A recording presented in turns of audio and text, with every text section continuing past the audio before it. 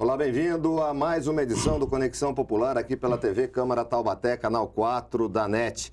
Hoje nós temos o prazer de receber aqui na nossa bancada, para bater um papo, conversar conosco, o deputado estadual Padre Afonso Lobato, no seu 4º mandato, o único deputado representante da cidade de Taubaté. Deputado, prazer recebê-lo mais uma vez aqui na TV Câmara. Obrigado, Carter. Para nós é um prazer. Estava com saudade já de vir aqui. Faz um tempinho que o senhor não vem conversar com a gente aqui. E também junto conosco, Luiz Carlos Batista, assessor de imprensa da Câmara Municipal de Taubaté. Deputado, primeiramente, parabéns pela sua reeleição, 4º mandato. Iniciando o 4º mandato, nós podemos observar uma série de alterações, inclusive no seu staff político, na sua equipe. Quais são as metas e o objetivo nesse 4º mandato como deputado estadual? Darwin diz o que sobrevive não é o mais forte, mas é aquele que tem melhor capacidade de se adaptar. Então, acho que a política é uma atividade extremamente dinâmica e você tem que ir se adaptando, encontrando, porque as coisas estão em permanente movimento, mutação, e você vai ajeitando uma equipe conforme os desafios que você tem pela frente. Os maiores desafios hoje que a gente continua assumindo é a questão da saúde. A questão da saúde é sempre uma bandeira, desde o primeiro mandato até agora, e todo dia a gente trabalhando com essa questão. Ontem mesmo, no meu escritório, com toda a minha assessoria, participou de uma reunião a direção do Hospital Regional e a diretora regional de saúde para a gente tratar do problema de oncologia.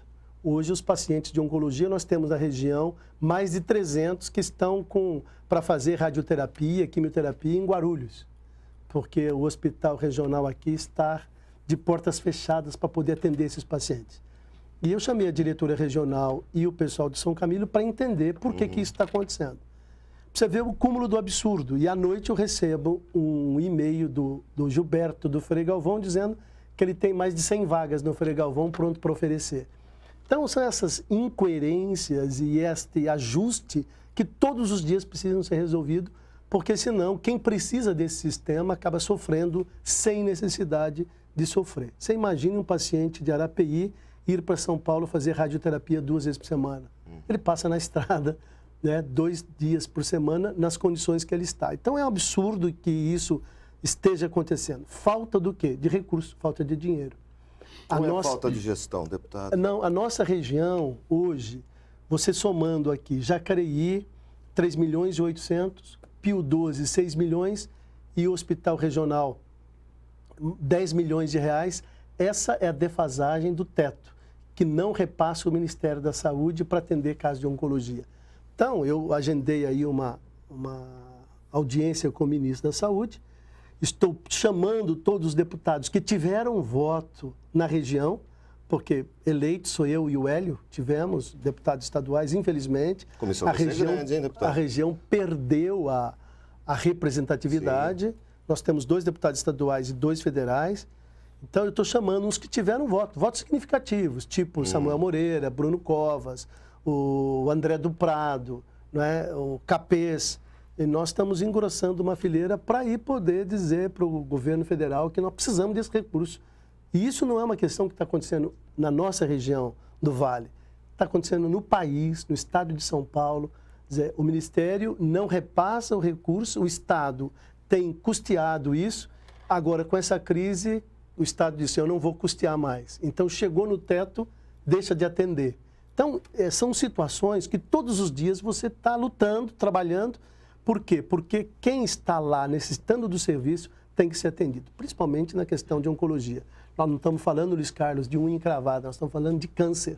Então, você tem que atender imediatamente aquele paciente. E eles não estão pedindo para que se faça nenhum favor para eles, né? Não, nenhum é um direito. Favor. É a obrigação do Estado assumir essa responsabilidade. Estado, União, isso que eu quero dizer. Luiz Carlos. Obrigado. A primeira pergunta que eu ia fazer para o Padre Afonso, eu não vou mais. Está pensando bem? A pergunta...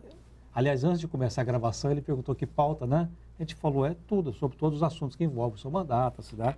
A primeira pergunta seria se ele é candidato a prefeito na próxima eleição. Como eu já sei a resposta, não vou fazer a pergunta. E qual é a resposta? A população quer saber também. Ele vai dizer que está pensando, que não pensou nisso ainda, que vai cumprir o mandato, que foi deputado agora. Então, foi o que respondeu das outras vezes que eu perguntei. Ele virou seu porta-voz? Então, não.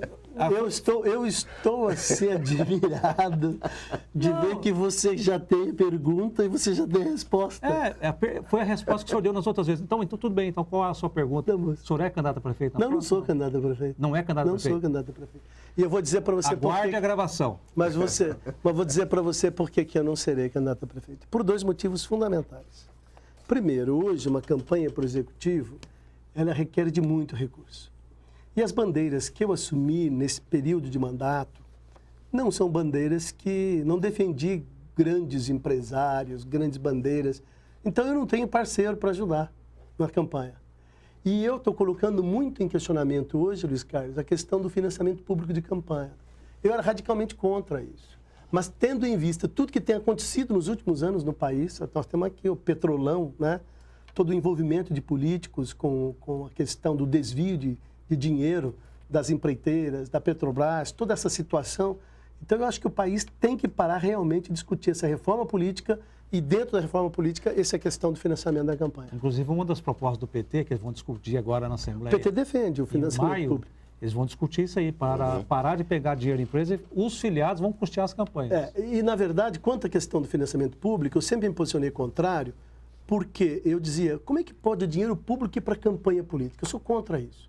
Mas se você também pega para o outro lado todo o que tem acontecido... Fica mais caro, né? Fica muito mais caro. Pessoas que se comprometem, se elegem e depois têm que pagar a conta de campanha. A situação é a seguinte, o dinheiro público não vai para a campanha, mas o dinheiro público vai para outro ralo. Vai para o ralo da corrupção. Mas a pergunta... Então, esse é um motivo. Eu disse que eram 2. Sim. E o segundo motivo na verdade, hoje, os prefeitos, eles estão vivendo o seu inferno astral. É muito difícil hoje prefeitar, é muito difícil, porque eles têm todo um jogo, uma conversação com o legislativo. E, infelizmente, existe uma compreensão muito distorcida do poder legislativo hoje. Ele é subserviente, eu estou dizendo isso com 3 mandatos de deputado, então eu sei o que eu estou dizendo.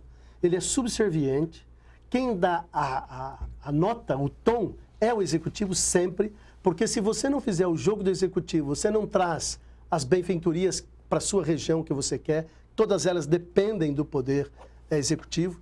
Então, hoje, nós temos que redescobrir o sentido do poder legislativo. Esse é o grande problema, descobrir o sentido, a razão, a missão de um legislativo, redescobrir o papel do legislativo. Então, eu estou muito mais nessa do que nessa questão aí. E outra coisa, até como sacerdote, como padre, eu digo assim, eu agradeço a Deus de não ter sido eleito nos 2 mandatos. Por quê? Porque eu acho que o exercício do parlamento, ele condiz muito mais com a minha ação enquanto padre do que o executivo. Eu avaliei muito isso depois da última derrota, o desgaste que houve, as dificuldades que houveram. Eu tive tempo para amadurecer e cheguei a essa conclusão. E falei com o Dom Carmo, nosso bispo, que está se aposentando agora, se tornando bispo emérito, que fez um trabalho bonito aqui, teve comigo uma ação muito respeitosa, uma relação muito boa. E eu dizia para ele, eu falei assim, arre que você compreendeu isso, dizia o Dom Carmo. Que bom que você compreendeu isso. Então, tudo é um processo que a gente vai aprendendo. Por conta disso que eu digo para você, não serei, mas vou estar no jogo, vou estar discutindo as candidaturas, ouvindo as propostas, não é? E interagindo com os que serão candidatos. Bom, mas a segunda pergunta que eu tenho aqui, o senhor praticamente já respondeu, que é sobre a área de saúde. Mas eu pergunto o seguinte, essas emendas parlamentares para 300 mil para a saúde aqui, 200 mil ali, 1 milhão ali, isso não passa de remendos, porque não falta mesmo a prioridade dos governos estadual, municipal, federal, tudo? Não, é isso, você tem razão. As emendas são coisinhas muito pontuais e pequenas. Às vezes as emendas são extremamente valorizadas. Por exemplo, um deputado que não tem vivência, não tem uma vida política aqui na região. Aí, no ano eleitoral, ele destina uma emenda. Ajuda a Santa Casa, ajuda o hospital, ajuda a entidade, ajuda. Não passa do período eleitoral também, né? Mas aí, no dia a dia, quem que acompanha todo esse processo? Eu acabei de dizer para vocês da dificuldade dos pacientes de oncologia. Quem que está acompanhando isso? É o deputado que está aqui. É o deputado que está ouvindo, está percebendo as incoerências de um sistema, a falta de recurso. como é que não está funcionando toda uma engrenagem? É exatamente isso. Hoje, Luiz Carlos, os prefeitos, eles pagam um preço muito alto nessa questão da saúde. A Constituição diz que eles devem investir 15% do seu orçamento na saúde. Tem prefeituras aqui na nossa região investindo 32%, 35%, quer dizer, muito mais do dobro. Mas para quê? Para pegar esse paciente e transportá-lo para as unidades de referência. Ele não consegue atender. Nós não estamos conseguindo vencer problemas básicos e fundamentais como a questão da dengue, porque é tudo a questão de cultura, de educação, de prevenção.